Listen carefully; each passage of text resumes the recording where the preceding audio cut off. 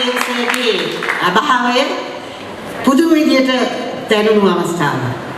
මම හිතන්නේ මට මාසයක් විතර යනකම් ඒක ගැන මට කිසිම දෙයක් හිතාගන්න බැරුව ගියා. මම හිතන්නේ මගේ එක පැත්තක්ම අමරදේවසේනත් එක්කම නැති වුණා කියලා තමයි මම හිතුවේ. ඉතින් ඒගොල්ලෝ බලනවා ඇයි කියලා. මොකද ඒවා අපි පුරුදු කරන්න ඕනේ. අපි ඇඟ ඇතුළට ඒවා ලබා ගන්න ඕනේ. ඒකයි මම කිව්වේ අපි මරුණට දුක නෑ.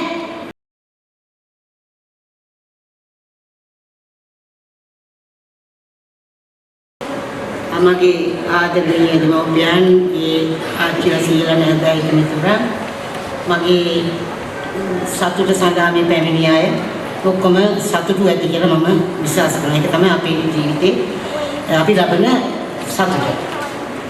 මම ප්‍රසංගය අවසන් කරන්නේ මම තෝරගත්තේ අමරදේවසේගේ සින්දුවක්. අමරදේවසේ කියන්නේ අපේ රටේ හිටපු කොහොමද කියන්නේ අති පූජනීය අවස්ථාවක් මම හිතන්නේ අමරදේවසේ කියන්නේ. එයා නිකන් ලෝක පිළිමයක් වගේ. ඒ තරම්ම හරියටයි ලස්සනයි. එයාගේ වැඩ තාම ඉහළයි අපේ රටේ. ඉතින් අමරදේවසේ මම හිතන්නේ මගේ ජීවිතය වෙනස් කරපු කෙනෙක්. 1963 රන්දුදුව චිත්‍රපටයට ඉදිරිපත් වුණ අමරදේවසේ සෙරන්ඩිල් ආයතනයේ ඒගොල්ලෝ රටට ඉදිරිපත් කළා පළවෙනි වර්ණ චිත්‍රපටය. අමරදේවසේගේ පළවෙනි චිත්‍රපටය.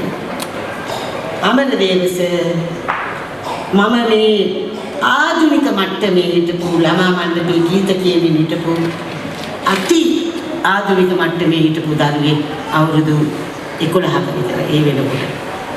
ඉතින් මාව එතුමා මේ රන්දුදුව චිත්‍රපටයේ සින්දුව කියන අරගෙන මගේ ජීවිතේ සම්පූර්ණයෙන්ම කන පිට හැරෙව්වා. දැන් අද තව වෙනකම් මම හිතන්නේ අම්මා තාත්තා මාව බිහි කරලා ජාතියේ ලොකු සලකුණක් තිබ්බා වගේ අමරදේවසේ මාව සිංහලයේ ජාතික ලකුණ කියලා නමකුත් තිබ්බා.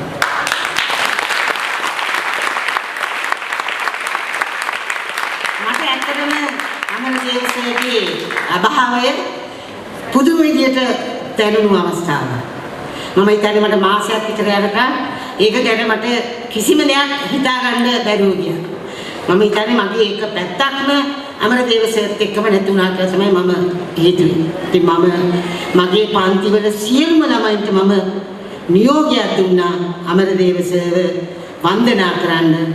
එතුමාගේ මේ මල දවසේ නිදහස් චතුරස්‍රයට ගිහිල්ලා මේක බලන්න ඕන කියලා.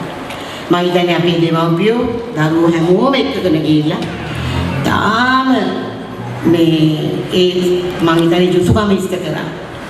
ඉතින් මම ඔක්කොම ඉවරලා මට ටිකක් සංසුන් වුණාම මම දරුවන්ගෙන් හැම එකම එක දේවල් කිව්වා. එක දරුවෙක් කිව්වා මිස්යා හරි පුංචි කිව්වා. ඇත්ත හරි පුංචි.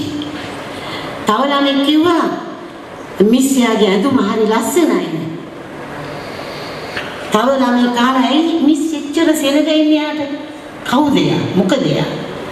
ඉතින් අමරදේවසේ වර මංජාකුඩි පියතුමාව පෙන්නනවා වගේ සුනිල් ශාන්තව පෙන්නනවා වගේ මෙන්න පුතේ අමරදේවසේ.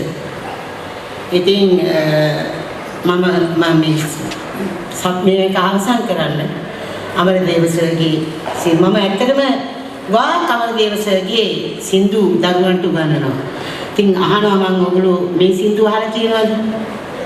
ඉරට මුවාවෙන් අහලා තියෙනවද? දන්නවද ඔයගොල්ලෝ? සමහරව දන්නේ නැහැ. ඉතින් මං කියනවා මේ පඩිපෙළ බැහැලා අම්මලා තාත්තලා ළඟටම යනකොට ඔයගොල්ලෝ කියන්න ඕනේ ටීචර් කිව්වා කියලා. මේ රටේ නම් කියන්න වටින්නේ නැහැ. අප්‍රිකානු රටකට පටවන්න ඕනේ කියලා. ඉතින් ඒගොල්ලෝ බලනවා ඇයි කියලා. මොකද ඒවා අපි පුරුදු කරන්න ඕනේ. අපි ඇඟ ඇතුළට ඒවා ලබා ගන්න ඕනේ. ඒකයි මම කිව්වේ අපි මරුණට දුක නැහැ. අපි මේ දේවල් ටික කියලා දීලා මේ අද මේ ප්‍රසංගෙත් මේ කරන එක ඇත්තට ලේසි නෑ. මමයි අචලයි චතුරී වාග්මාන්සි නාමයකට. අපි දැන් කියන්නේ පීනමුකෝ කළු ගගේ සින්දු. හැබැයි මේක නම් සභාවේ ඉන්න දෙමව්පියෝ කොහොම කියන්නේ. හොඳට කට ඇරලා කියන්න. අපේ දරුවොත් එක්ක. අපේ අවසාන ගීතය පිනමුකෝ කලුගම.